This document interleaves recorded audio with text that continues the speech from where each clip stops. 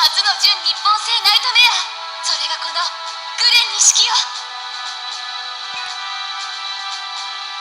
単位時間あたりの運動量はブリタニア軍主力機サザーランドの 1.6 倍に達するそうよ。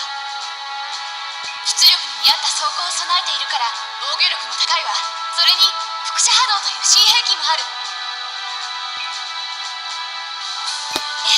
ゼロに任されたわ。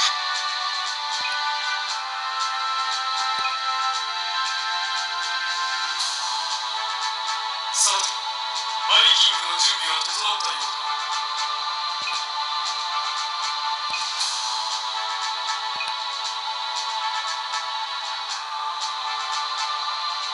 成田連山ですよね。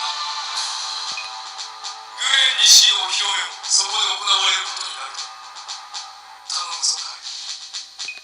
はい。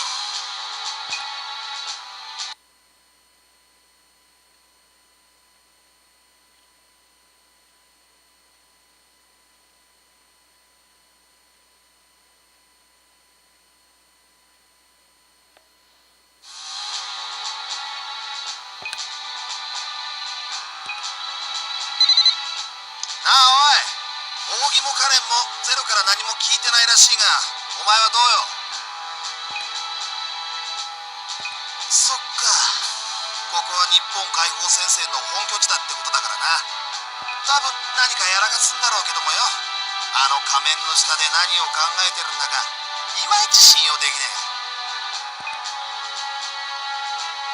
そりゃそうだがよ、お前もやけに落ち着いて。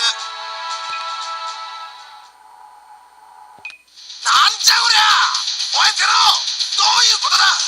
まさかあれを相手にドンパチしろってんじゃ。すでにパイロは断り、生き残りだけでここで戦争するし。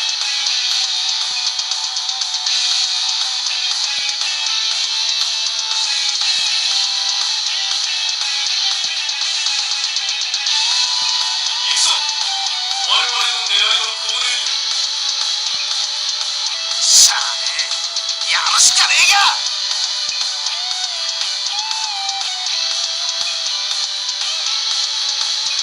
全員これを見る。作戦遂行にあたって無視できない戦力が集結している時点で別の隊を出してこれに対応して。私が行きましょうか。